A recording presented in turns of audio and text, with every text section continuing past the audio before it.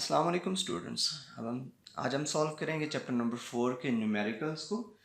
First student मैं data इसका जो आपके न्यूमेरिकल है उसकी स्टेटमेंट पढ़ूंगा, उसमें से डाटा एक्सट्रैक्ट करूंगा। Listen carefully.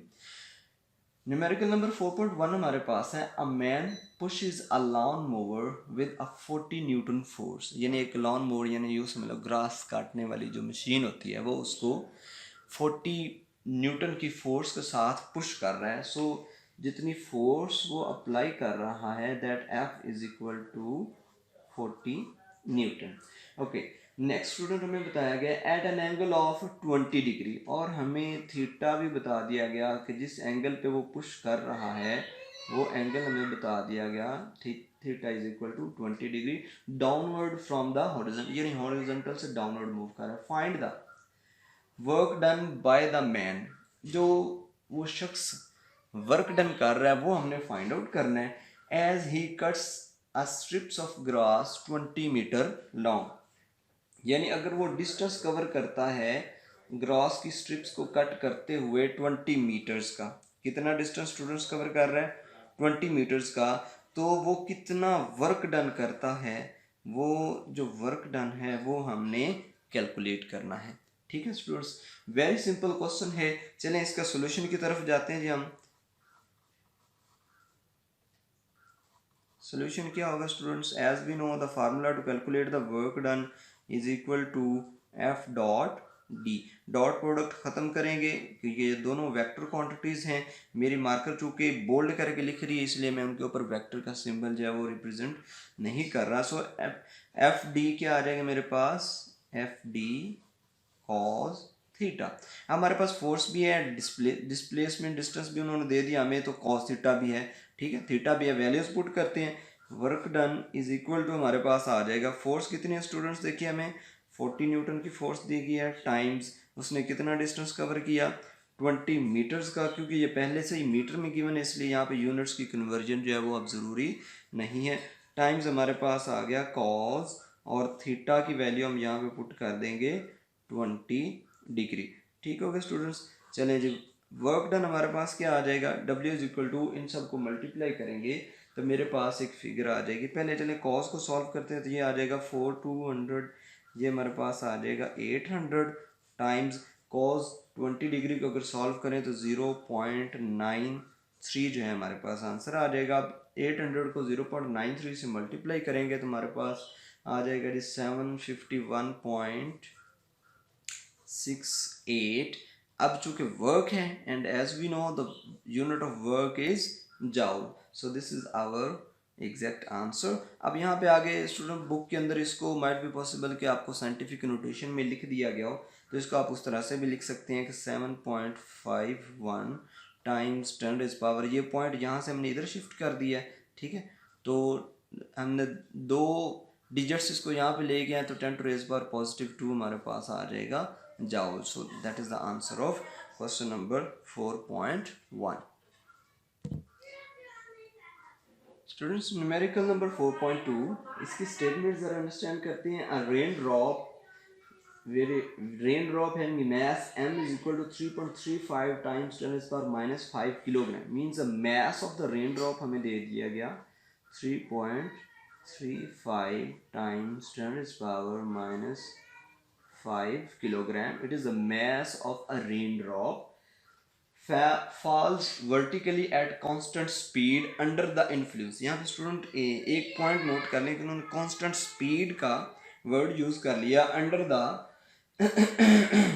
Under the influence of the forces of gravity and friction, यानी वो वर्टिकली डाउनवर्ड मूव कर रहा है बट दो फोर्सेस उसके ऊपर अप्लाई हो रही हैं। Influences of the two forces, एक ग्रेविटी की फोर्स जो उसके वर्टिकली डाउनवर्ड पुल कर रही है, बट दूसरी फोर्स कौन सी है, फोर्स ऑफ फ्रिक्शन, जो कि उसको डाउनवर्ड मूव करने के अगेंस्ट है, यानी अपोजिट डायरेक्शन में ग्रेविटी के उस पर अप्लाई हो रही है। इन फॉलिंग थ्रू 100 मीटर, और हमें उसकी जो हाइट है कि 100 मीटर से वो डाउनवर्ड जो है वो मूव कर रहा है। सो इसकी हाइट मैंने मेंशन कर दी कि वो कितनी है जी 100 metre. So how much work is done by gravity. अब फाइंड हमने क्या करना है कि कितना ग्रेविटी की वजह से, डब्ल्यू जी ग्रेविटी की वजह से कितना वर्क डन हुआ उस एक ड्रॉप पे जिसका मैस दिया गया 100 मीटर हाइट से वो फॉल कर रहा है। एंड सेकंड वन बता दिया गया कि due to gravity and due to friction, और फ्रिक्शन की वजह से कितना वर्क डन हुआ वो भी हमने कैलकुलेट करना है। स्टूडेंट देखें वेरी सिंपल, हमारे पास सॉल्यूशन में चलते हैं। जो वर्क का फार्मूला हम लिखते हैं, सबसे पहले हम वर्क जो है ड्यू टू ग्रेविटी उसको कैलकुलेट करने की कोशिश करते हैं। तो वर्क ड्यू टू ग्रेविटी देखिए फार्मूला क्या लिखेंगे, W इज इक्वल टू हमारे पास क्या आएगा स्टूडेंट, F डॉट डी है हमारे पास, बट यहाँ पे D जो हमारा वो किसके इक्वल है, हाइट के इक्वल है। ठीक है, तो मैंने इसलिए इसको मेंशन कर दिया D is equal to H। Student देखिए अब मैं W is equal to F dot D की जगह पे अब मैं यहाँ पे लिखूंगा H, राइट। अब इसको ज़रा फार्मूला को ओपन करके लिखते हैं तो मेरे पास क्या आ जाएगा जी, F H cos थीटा। अब देखें स्टूडेंट, ये अगर हमारे पास ड्रॉप है रेन ड्रॉप, ये वर्टिकली डाउनवर्ड मूव कर रहा है और जो ग्रेविटेशनल फोर्स है वो भी डाउनवर्ड है और इसकी मोशन भी डाउनवर्ड, तो दोनों एक दूसरे के ऑलमोस्ट क्या आ गई, पैरेलल। दैट मीन्स इनके दरमियान एंगल कितना आ जाएगा, 0 डिग्री का। सो यहाँ पे देखिए आप work done due to gravity जब मैं फाइंड आउट करूँगा तो मेरे पास आ जाएगा, फोर्स की वैल्यू में पुट करूँगा, फोर्स हमारे पास F। अब यहाँ पे एक और चीज़ है, क्योंकि वर्टिकली डाउनवर्ड मूव कर रहा है तो फोर्स जो होगी उसकी क्या होगी, ड्यू टू ग्रेविटी। तो फोर्स क्या आ जाएगा हमारे पास, mg किसकी वजह से, क्योंकि वो इसका वेट होगा। सो W इज इक्वल टू क्या आएगा, mg। सो फोर्स की जगह पे mg पुट कर देंगे, साथ आ गया h और हमारे पास आ जाएगा cos थीटा। अब वैल्यूज पुट करते हैं स्टूडेंट, मैस हमें दिया गया 3.35 टाइम्स 10⁻⁵ मल्टीप्लाई करेंगे ग्रेविटेशन एक्सेलरेशन के साथ 9.8 टाइम्स हाइट हमें दे दी गई 100 मीटर्स की, मल्टीप्लाई करेंगे cos 0 डिग्री। स्टूडेंट cos यहाँ पे पुट करते हैं जी cos 0 डिग्री। सो cos 0 डिग्री तो हमारे पास हो जाएगा 1। अब रेस्ट ऑफ जितनी हमारे पास वैल्यूज़ हैं इनको मल्टीप्लाई करेंगे स्टूडेंट कैलकुलेटर के ऊपर, कैलकुलेटर पे, तो आपके पास जो आंसर आ जाएगा वो आएगा 3283, ठीक है, टाइम्स 10⁻⁵। अब देखिए स्टूडेंट कैलकुलेटर के ऊपर आपने कैसे परफॉर्म करना, आप 3.35 को मल्टीप्लाई करेंगे 9.8 के साथ, फिर उन जो आंसर है उसको आपने 100 से मल्टीप्लाई कर देना है। ये आपके पास आंसर आ जाएगा 3283 टाइम्स। अब ये 10⁻³ वहाँ पे वैसे ही लिख दिया। अब क्या करते हैं स्टूडेंट कि अब हम जी 10⁻⁵ को अगर सॉल्व करें, क्योंकि वर्क है तो इसका यूनिट हमारे पास यहाँ पे आ जाएगा जाउल्स। सो इसको मैं अगर सिंपल फॉर्म में लिखूँ साइंटिफिक नोटेशन के अलावा तो मेरे पास आ जाएगा 0 पॉइंट, क्योंकि 4 डिजिट है तो एक 0 यहाँ पे आ जाएगा, 0.03283 joules. This is a work done due to gravity. And now student अब हमारा टास्क है कि हम कैलकुलेट करेंगे work done due to friction. अब इसमें सबसे पहले तो आपने एक चीज़ को अंडरस्टैंड करना है कि ये हमारे पास वाटर ड्रॉप है। अब इस वाटर ड्रॉप ने देखिए ये फॉल कर रहा है वर्टिकली डाउनवर्ड, ठीक हो गया जी, ये वो फॉल कर रहा है vertically downward due to gravity, but इसके ऊपर जो फ्रिक्शनल फोर्स लगेगी वो किस डायरेक्शन में होगी, वर्टिकली अपवर्ड डायरेक्शन में। अब यहाँ पे देखिए इन दोनों के अंदर जो एंगल कितना आ रहा है जी, हमारे पास एंगल आ रहा है 180 degree, right. And second thing student के देखें हमारे पास जितना इसका वर्क होगा, हम कहते हैं जी कि जितना वेट है ड्रॉप का वर्टिकली डाउनवर्ड सो उतनी ही फ्रिक्शन फोर्स इस ड्रॉप के ऊपर लगेगी अपवर्ड डायरेक्शन में फ्रिक्शन।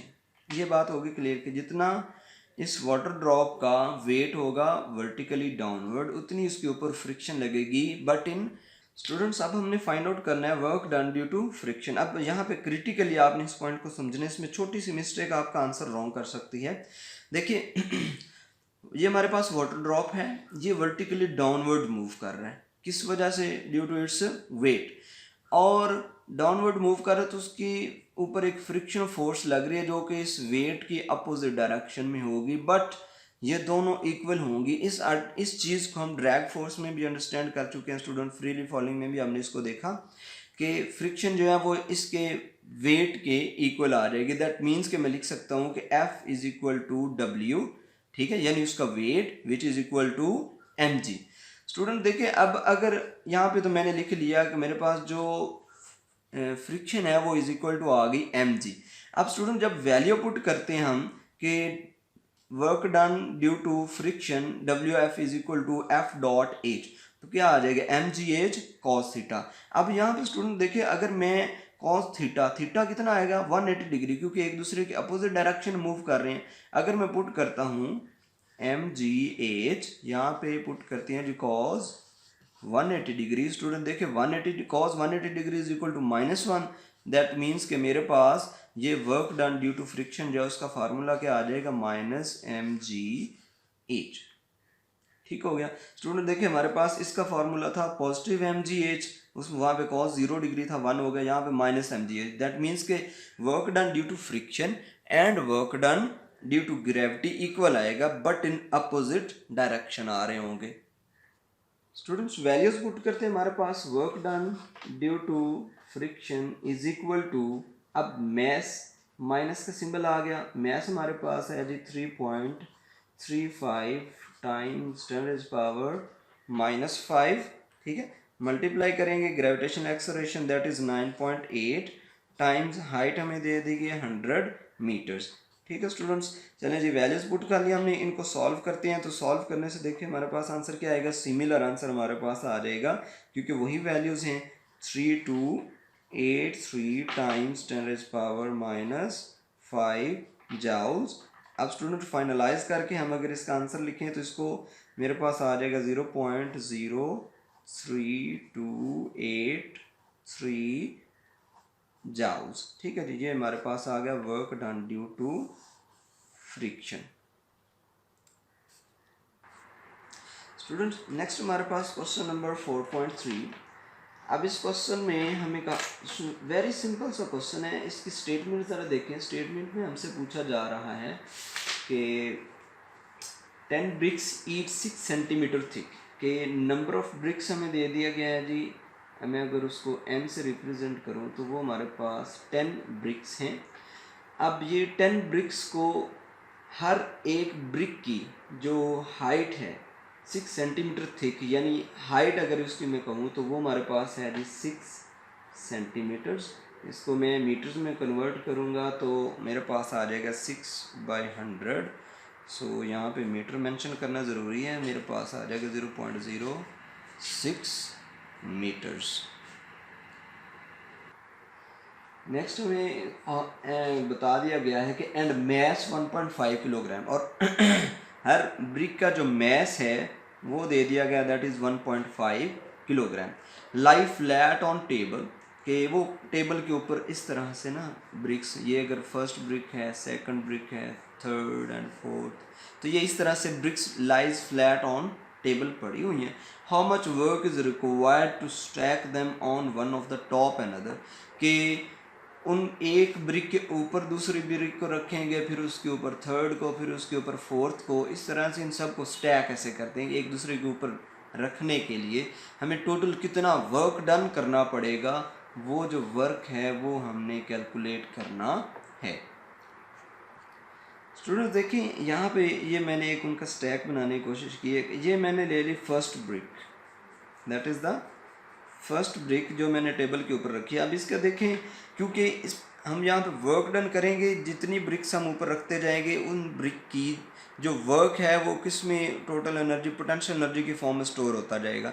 दैट मीन्स कि हमारा वर्क डन टोटल जो है वो किसके इक्वल आ जाएगा, पोटेंशियल एनर्जी के equal. And as we know according to formula W is equal to F dot H। यहाँ पे देखिए F क्या है कि जितना ऊपर लेके जाएंगे हमें उनके अंदर जो पोटेंशियल एनर्जी स्टोर होनी या वेट उनका जो है ऊपर जाएगा कुछ हाइट पे, तो फिर उस बॉडी का हम जो फोर्स है वो उसका वेट के इक्वल होती है। तो वेट इज इक्वल टू क्या होता है जी, mgh, यानी आप देख सकते हैं कि वर्क डन mgh के इक्वल है। दैट मीन्स यही हमारे पास क्या है, पोटेंशियल एनर्जी। तो टोटल पोटेंशियल एनर्जी हम कैलकुलेट कर लेंगे, वही हमारे पास आ जाएगा इसका वर्क डन। अब स्टूडेंट देखें हाइट है, तो ये फर्स्ट ब्रिक के लिए जो हाइट है एच इज इक्वल टू वो आ गई 0। फर्स्ट ब्रिक के लिए हाइट हमारे पास क्या आ गई 0। दैट मीन्स कि मैं लिख सकता हूँ कि work done for first brick, students इधर कंसंट्रेट कीजिएगा, work done for first brick is equal to M G H, where H is equal to 0। That means कि मैं लिख सकता हूँ M G into 0 which is equal to 0। So work done for first brick is equal to 0। Okay, अब मैंने यहाँ पे place कर दी सेकंड ब्रिक, और इसका सेकंड ब्रिक का मैंने टेबल के साथ जब उसकी हाइट मेजर की तो वो इक्वल आ गई 1h के इक्वल आ गई। ठीक है जी। सो 1h है, तो अब यहाँ पे mg हमारे पास वही रहेगा। सिंपल अभी जनरलाइज कर रहा हूँ मैं, यहाँ पे m और g की वैल्यूज पुट नहीं करूँगा, W2 कैलकुलेट करूँगा। स्टूडेंट देखिए कि मेरे पास क्या आ जाएगा, mgh फार्मूला लिखा मैंने, अब इसमें मैं वैल्यू पुट करता हूँ तो मेरे पास क्या आ जाएगा जी, mg इंटू 1h लिखूँगा। सो W2 यानी work done for second brick जो है वो मेरे पास क्या आ गया, mg into h, right. Similarly जब मैंने थर्ड ब्रिक को प्लेस किया यहाँ पे, तो इसकी देखें स्टूडेंट, वो ये 1h है तो इसकी हाइट जो मेरे पास वो क्या हो जाएगी, 2h हाइट हो जाएगी। अब मैं यहाँ पे h की जगह पे जब work done for third brick जो है कैलकुलेट करूँगा तो h की जगह क्या पुट कर दूँगा, 2। सो मेरे पास आ जाएगा mg into 2h। So work done for third brick आ जाएगा 2mgh, राइट स्टूडेंट्स। अब यहाँ से आगे ऑनवर्ड मूव करते हैं हम, कि जब मैं बात करता हूँ कि मैंने यहाँ पे ये देखिए जी, first second third and fourth brick को जब मैंने प्लेस किया तो उसकी हाइट मेरे पास कितनी हो जाएगी, 3h, राइट स्टूडेंट्स। जब थर्ड ब्रिक को प्लेस करूँगा तो उसकी हाइट मेरे पास कितनी हो जाएगी, 3h।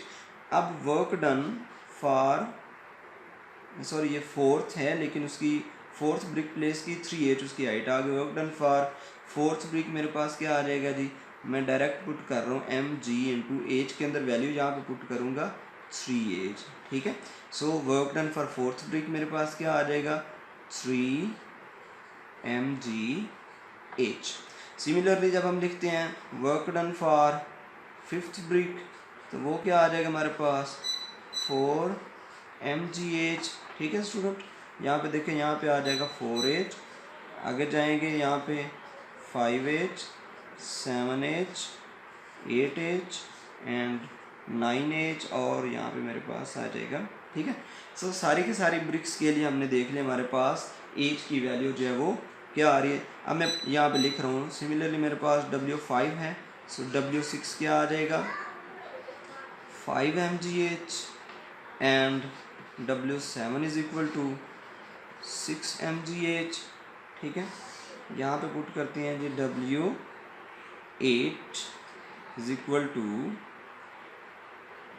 7mgh and W9 is equal to 8mgh. Similarly, W10 is equal to 9mgh. And now students, अब टोटल वर्क डन हमारे पास क्या आएगा कि अगर हम इस तमाम हर ब्रिक के वर्क डन को ऐड कर देंगे तो हमारे पास आ जाएगा total work done of all the bricks. तो उसके लिए मैं क्या लिखूँगा, जो टोटल वर्क डन को W से मेंशन करता हूँ, सो कर देंगे add W1 plus W2 plus W3 plus and so on, हम जाएंगे कहाँ तक, W10 तक।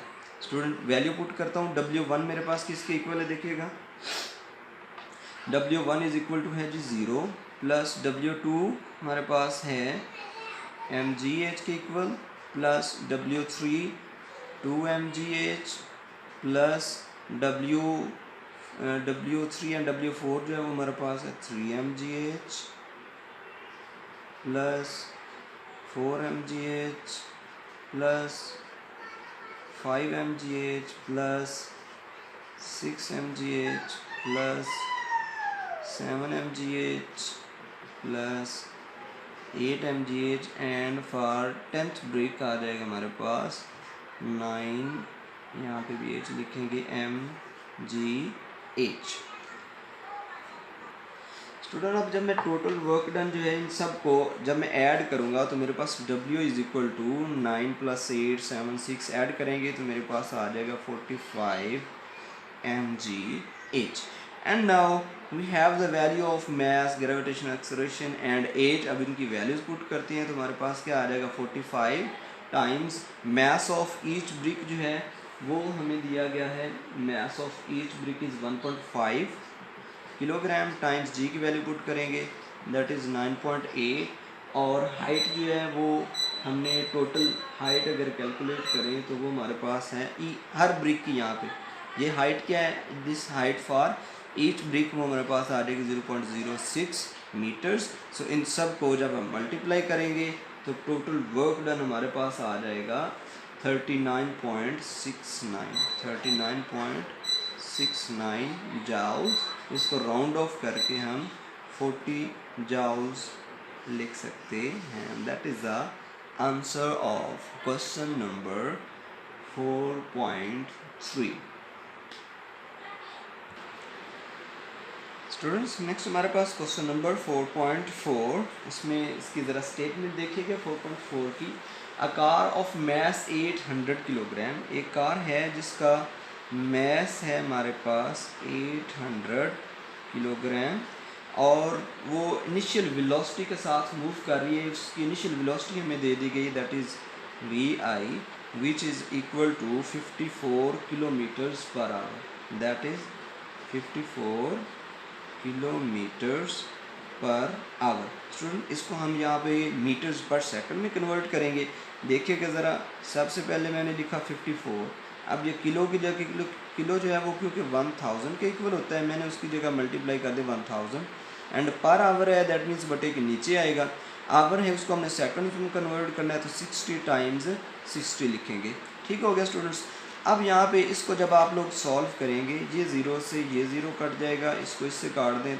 अब आपके पास ऊपर 540 को आप जब डिवाइड करेंगे 36 के साथ तो आंसर आ जाएगा इनिशियल वेलोसिटी का vi जो है वो आपके पास आ जाएगी 15 मीटर्स पर सेकंड। ठीक हो गया। एंड नाउ हमें फाइनल वेलोसिटी गिवन है। फाइनल वेलोसिटी क्योंकि स्टेटमेंट में देखिए उन्होंने कहा is brought to rest, that means कि उसकी जो फाइनल वेलोसिटी है वो क्या हो जाएगी 0 इन 60 मीटर्स। डिस्टेंस कितना कवर किया उसने जी, 60 मीटर्स का डिस्टेंस कवर किया तो 15 मीटर पर सेकंड की वेलोसिटी से वेलोसिटी उसकी 0 आ गई। ठीक है, तो अब हमें फाइंड आउट क्या करना है, find the average retarding force, यानी फाइंड क्या करना है एवरेज रिटार्डिंग फोर्स F जो है वो हमने कैलकुलेट करनी है। And what happen to original kinetic energy, यानी पहले जिस एनर्जी वो मूव कर रही थी ना 50 मीटर पर सेकंड से, सो मूव करने की वजह से ऑब्वियसली उसके पास कौन सी एनर्जी होगी, ड्यू टू मोशन एनर्जी जो काइनेटिक एनर्जी होगी। उस काइनेटिक एनर्जी के साथ क्या हुआ वो भी हमने बताना है। स्टूडेंट वेरी सिंपल क्वेश्चन है, बस आपने इसके फार्मूला को अंडरस्टैंड करने की कोशिश करनी है। एज वी नो कि हमारे पास क्या होता है, gain in potential energy is equal to the loss in kinetic energy. You agree with me? अब यहाँ से एक हमारे पास फार्मूला जी क्या है कि हम जितना वर्क डन कर रहे हैं, वर्क डन मैं कर रहा हूँ जो FD। अब वर्क FD क्योंकि सेम जिस सिमत में फोर्स लगा रहा हूँ उसी सिमत में मेरा डिस्प्लेसमेंट भी है, तो FD वर्क डन आ गया। अब ये वर्क डन जो है वो किसके इक्वल होगा, उसकी चेंज इन काइनेटिक एनर्जी, क्योंकि हम रिटार्डिंग फोर्स को कैलकुलेट करने जा रहे हैं। चेंज इन काइनेटिक एनर्जी, तो काइनेटिक एनर्जी में चेंज जो है वो हमारे पास क्या आएगा, दैट मीन्स के उसकी जो फाइनल काइनेटिक एनर्जी है क्या आएगी। मैं यहाँ पे अगर थोड़ा सा उसको एक्सप्लेन करके लिखूँ कि फाइनल काइनेटिक एनर्जी माइनस उसकी इनिशियल काइनेटिक एनर्जी। ठीक है स्टूडेंट्स, अब इसका फार्मूला लिख देते हैं हमारे पास FD is equal to kinetic energy क्या होती है हाफ M। अब मैस तो उस कार का वही है, वो चेंज नहीं हो रहा, हाफ M V, यहाँ पे F² लिखेंगे final velocity minus half M VI²। ठीक हो गया स्टूडेंट। अब देखिए जी हमारे पास सारी की सारी वैल्यूज़ हैं। फोर्स रिटार्डिंग फोर्स हमने कैलकुलेट करनी है। डिस्टेंस हमने बता दिया अगर कितना है जी, डिस्टेंस 60 मीटर्स का है, यहाँ पे लिखें। ये हमारे पास टर्म चूँकि VF 0 होने की वजह से क्या होगा जी, हमारे पास फाइनल वेलोसिटी की वजह से जो फाइनल काइनेटिक एनर्जी है ये वाली सारी की सारी टर्म क्या हो जाएगी, ज़ीरो हो जाएगी। सो इसकी जगह पे मैं पुट कर रहा हूँ जो ज़ीरो माइनस वैल्यूज़ पुट करता हूँ half, mass of the car हमें कितना दे देगी 800 किलोग्राम, यहाँ पे मैंने लिख दिया जी ये 800 किलोग्राम।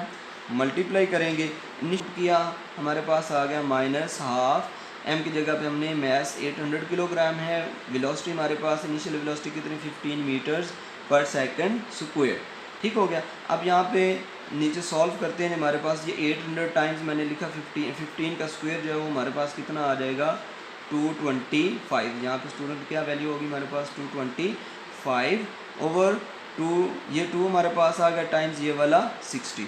अब इसमें से मैंने कुछ वैल्यूज़ को ड्रॉप आउट किया, 0 से ये 0 कट गया, 2 से ये हमारे पास जो है 400 कट गया। अब ऊपर हमारे पास क्या है, यहाँ पे देखिए 40 स्टूडेंट, ये हमारे पास टर्म जो रहेगी ये वाली है जी हमारे पास 40, मल्टीप्लाई करेंगे किसके साथ 225 और बटे में हमारे पास है सिर्फ 6। सो इनको जब आप सॉल्व करेंगे तो आपके पास आंसर आ जाएगा -1500 न्यूटन। और ये वो हमारे पास रिटार्डिंग फोर्स है जो कि एक चलती हुई गाड़ी को रोकने के लिए दरकार थी। रिटार्डिंग फोर्स, ये नेगेटिव साइन ये रिप्रेजेंट कर रहे हैं कि अगर गाड़ी जो है वो इस डायरेक्शन में मूव कर रही थी तो रिटार्डिंग फोर्स जो है एफ वो उससे उसके ऊपर अपोजिट डायरेक्शन में एक्ट कर रही थी। And now student come to the next point जो हमसे पूछा गया, what happened to the original kinetic energy. As we know, जब गाड़ी की स्पीड जो है, देखिए हम बात कर रहे हैं कि गाड़ी की स्पीड रिड्यूस हुई, जब गाड़ी की स्पीड रिड्यूस होगी तो काइनेटिक एनर्जी का फार्मूला हमारे पास क्या होता है जी, हाफ mv²। स्पीड रिड्यूस होगी तो ऑब्वियसली क्या होगा, उस ऑब्जेक्ट की काइनेटिक एनर्जी भी रिड्यूस होती जाएगी। और जैसे ही वेलोसिटी 0 को पहुंचती है दैट मीन्स कि गाड़ी जो है वो रेस्ट में आएगी, वेलोसिटी 0 हो जाएगी, तो उस टाइम उसकी काइनेटिक एनर्जी भी क्या हो जाएगी, 0 हो जाएगी। दैट इज़, ये आपने एक लॉजिक जो है वहाँ पे बता देना। अगर आप इसको वर्डिंग में लिखना चाहें, as the velocity of the car is decreasing so its kinetic energy also decreasing and becomes 0 due to frictional forces. Student next हमारे पास क्वेश्चन नंबर 4.5, इसकी स्टेटमेंट देखिएगा ज़रा, वेरी सिंपल स्टेटमेंट है क्वेश्चन नंबर 4.5। अब इसको हम सॉल्व करने जा रहे हैं। सो स्टूडेंट नेक्स्ट हमारे पास क्वेश्चन नंबर 4.5 स्टेटमेंट हमें दी गई इसकी कि 1000 किलोग्राम ऑटोमोबाइल की, एक 1000 किलोग्राम की ऑटोमोबाइल जो है at the top of an inclined, कि वो किसी इंक्लाइंड के टॉप के ऊपर है, टॉप पे है, दैट मीन्स कि वहाँ पे हम कह सकते हैं कि उसकी v1 जो है वो 0 है, यानी इनिशियल वेलोसिटी उसकी 0 है। इंक्लाइंड 10 मीटर हाइट, उस इंक्लाइंड की हमें हाइट जो है वो 10 मीटर दे दी गई। मैस हमें कितना बताया गया जी, मैस ऑफ 1000 किलोग्राम, ठीक है, एंड हाइट दे दी गई दैट इज़ 10 मीटर्स हाइट है। And long is release and rolls down the hill, कि वो वहाँ से उसको छोड़ा जाता है, रोल डाउन करती हुई कहाँ पे आती है, नीचे आती है। What is its speed at the bottom of the incline, कि जब वो बॉटम ऑफ द इंक्लाइन पे पहुँचती है तो उसकी फाइनल स्पीड जो है वो उस वक्त क्या हो जाती है। If the average retarding force, जो एवरेज रिटार्डिंग फोर्स है अगर वो 480 न्यूटन हो।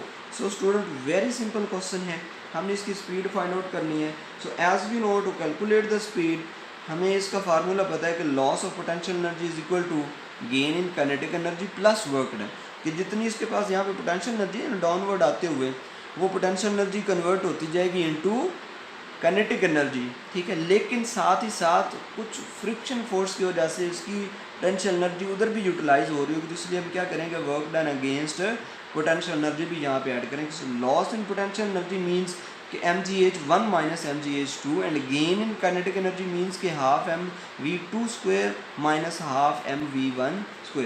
सो स्टूडेंट यहाँ पे देखिए इनिशियल वेलोसिटी हमारी 0 है, और यहाँ पे आके जब हम बॉटम पे पहुँचते हैं तो वहाँ पे हमारे पास, अगर मैं इसको कंसीडर कर रहा हूँ कि ये मेरे पास यहाँ पे हाइट h1 है, उधर h2 है, तो बॉटम पे आके हमारी जो हाइट है h2 वो भी क्या हो जाएगी, 0 हो जाएगी।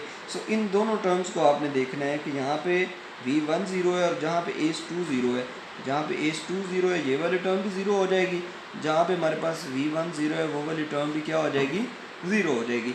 अब बाकी टर्म्स हमारे पास जो बच गई वो क्या है जी, mgh1 is equal to half mv2² plus fd, student अब इस फार्मूले में हम वैल्यूज़ पुट करेंगे। देखिए हमारे पास, पहले इसको थोड़ा सा और रीअरेंज कर लूँ कि मैं अगर इसको ऐसे लिख लूँ कि MGH, ये अब चूँकि हमने अपने डाटा के अंदर भी इसको सिंपल एज ही रिप्रेजेंट किया था कि वो यही हाइट होगी हमारे पास, इसको हम नहीं कंसिडर करें। सिमिलरली हम फाइनल वेलोसिटी फाइंड आउट करने जा रहे हैं। इनिशियल वेलोसिटी हमने रिप्रेजेंट कर दिया 0। मैं जनरलाइज कर रहा हूँ कि MGH ये माइनस मेरे पास आ जाएगा work done due to friction FD which is equal to, अब मैं इसको मेंशन कर रहा हूँ कि हाफ mv²।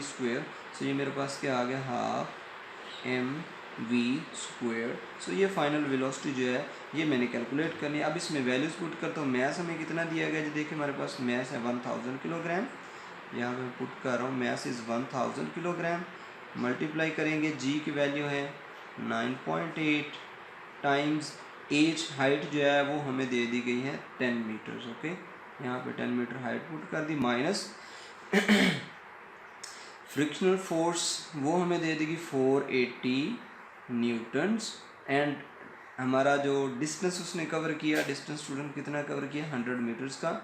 मल्टीप्लाई करूँगा यहाँ पे मैं 100 से, एंड इज इक्वल टू, इधर हमारे पास देखें हाफ एम मैस हमारे पास है, उसकी जगह पे यहाँ पे एम की जगह पे हम पुट करेंगे 1000 टाइम्स v² जो है ये वेलोसिटी हमने कैलकुलेट करनी है। एंड नाउ स्टूडेंट्स, अब हमारे पास जो डाटा मौजूद है इसको हम सॉल्व करते हैं। ये वाली सारी टर्म्स जो हैं जब मैं इनको मल्टीप्लाई करूँगा तो मेरे पास आंसर आ जाएगा 98000, राइट।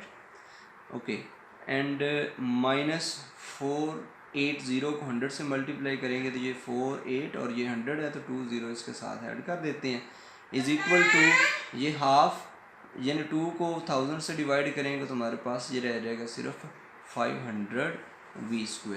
इनको स्टूडेंट पहले सॉल्व करते हैं, फिर 500 को इधर हम इनसे माइनस कर देंगे। इनको सॉल्व करेंगे 98,000 में 48,000 को माइनस करेंगे तो हमारे पास बाकी जो है वो टर्म बच गई सिर्फ 50,000, ठीक है, which is equal to 500 v²। Student यहाँ से अगर मैं v² को कैलकुलेट करूँ तो मेरे पास आ जाएगा 50,000 ओवर 500, ठीक है स्टूडेंट। 2 0 से 2 0 कैंसिल हो जाएंगे, 5 को डिवाइड करेंगे तो v² इज इक्वल टू मेरे पास आ जाएगा 100।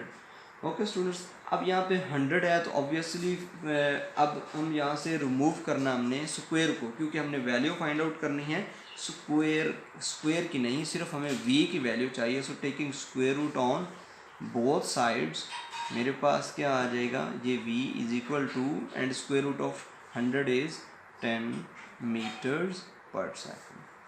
ये है वो स्पीड जो इस ऑटोमोबाइल की बॉटम पे पहुंचते वक्त होगी, दैट इज 10 मीटर्स पर second. So that's the exact answer of the question 4.5। Student अब हम स्टार्ट कर रहे हैं क्वेश्चन नंबर 4.6। इसका डाटा हम देखें, डाटा एक्सट्रैक्ट करते हैं फ्रॉम स्टेटमेंट।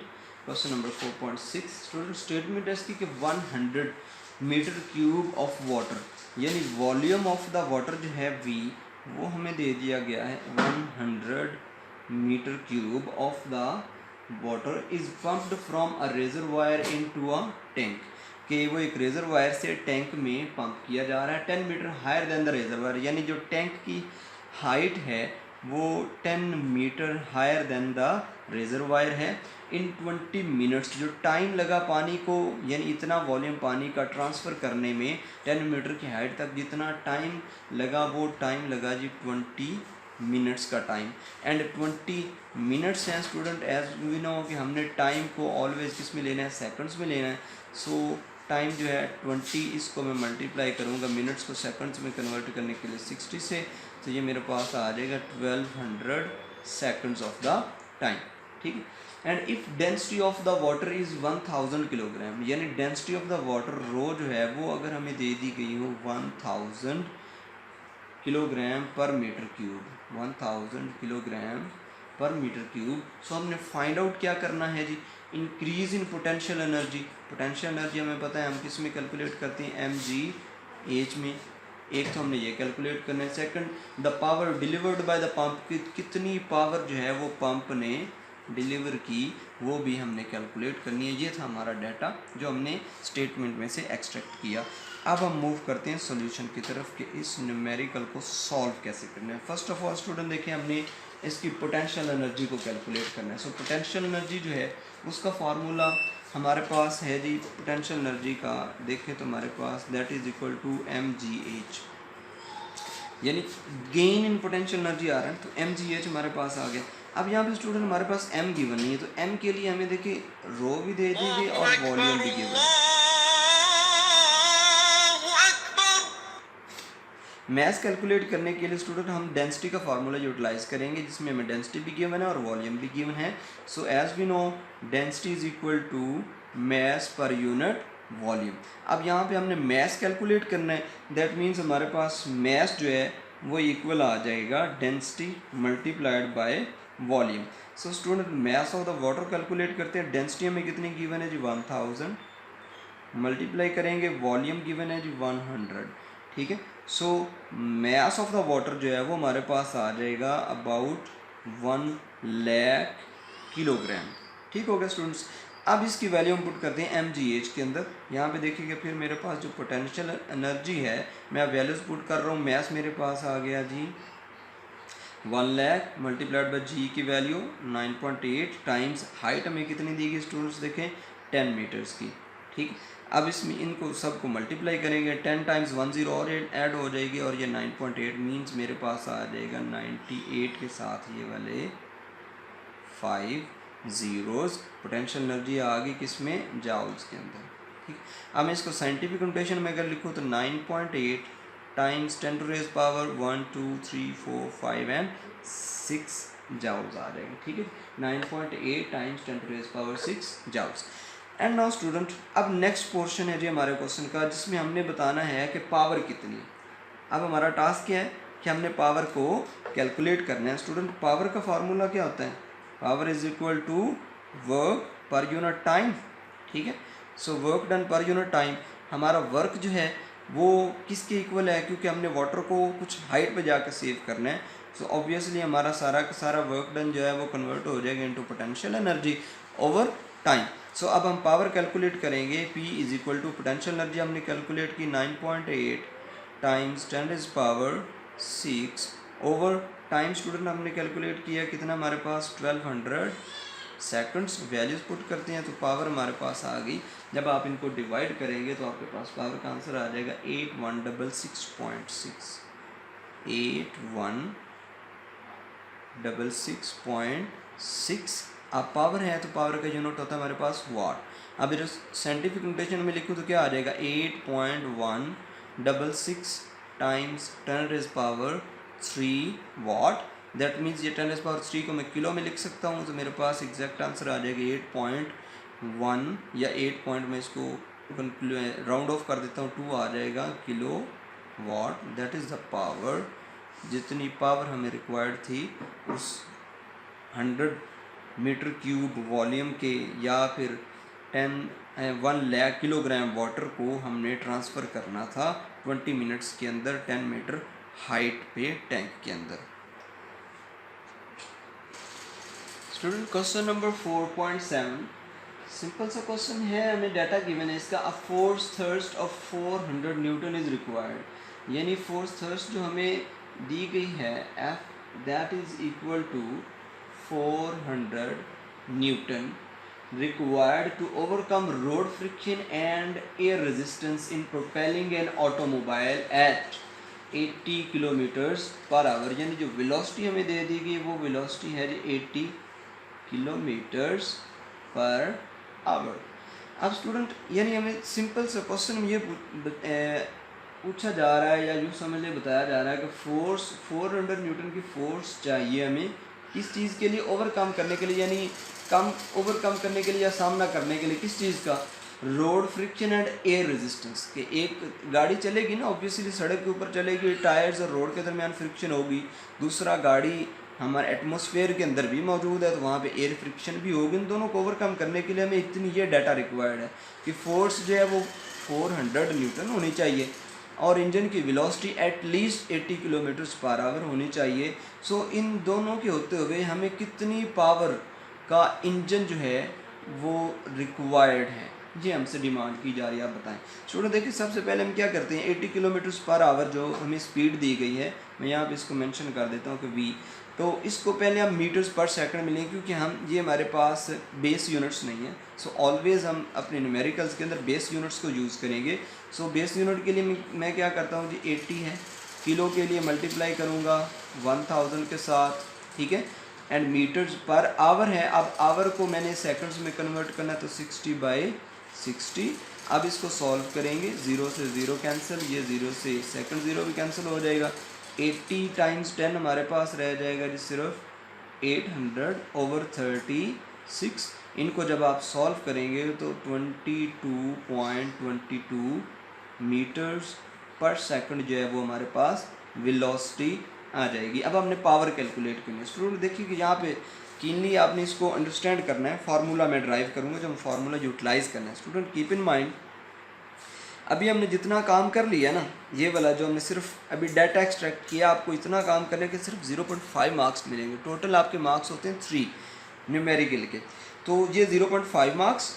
अब आप फार्मूला लिखेंगे एग्जैक्ट फार्मूला, तो उसको आपको 0.5 नंबर उसके मिलेंगे। तो पावर का फार्मूला स्टूडेंट क्या होता है, W/T, यानी वर्क पर unit time. And as we know work किसके इक्वल होता है, F.D/T। अब स्टूडेंट देखिए डिस्प्लेसमेंट ओवर टाइम, ये मैंने ज़रा इसको सेपरेट किया। डिस्प्लेसमेंट ओवर टाइम किसके इक्वल होता है, वेलोसिटी के। दैट मीन्स मैं लिख सकता हूँ कि power is equal to F.V, ठीक है, sorry, power is equal to F.V, यानी पावर हमारे पास अब क्या आ गई, product of the force and velocity, dot product है, इसको ख़त्म करेंगे तो क्या आ जाएगा, F.V cos थीटा। अब चूँकि स्टूडेंट जिस डायरेक्शन में फोर्स लगाएंगे ऑब्वियसली वेलोसिटी भी उसी डायरेक्शन में होगी, तो हमारे पास एंगल जो थीटा है वो किसके इक्वल आ जाएगा, 0 डिग्री के। दैट मीन्स कि मेरे पास अब पावर का फार्मूला सिर्फ रह गया F.V।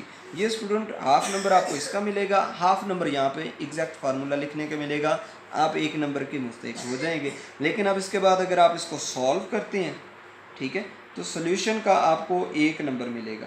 सोल्यूशन में सबसे पहले होता है हाफ नंबर आपको मिलता है कि फार्मूले के अंदर एग्जैक्ट वैल्यूज़ पुट करने का, फिर हाफ नंबर उन वैल्यूज़ को सॉल्व करने का, फिर आपको हाफ नंबर मिलेगा एग्जैक्ट आंसर लिखने का, और हाफ नंबर मिलेगा आपको एग्जैक्ट यूनिट लिखने का आंसर के साथ। चलें स्टार्ट करते हैं जी। पावर का P is equal to 4 student कितनी है जी, 400 न्यूटन, और स्पीड वेलोसिटी में कितनी बता देगी, दैट इज़ 22.22। सो पावर हमारे पास जब इन दोनों को हम मल्टीप्लाई करेंगे तो हमारे पास जो पावर आ जाएगी दैट वुड बी 8880 वाट।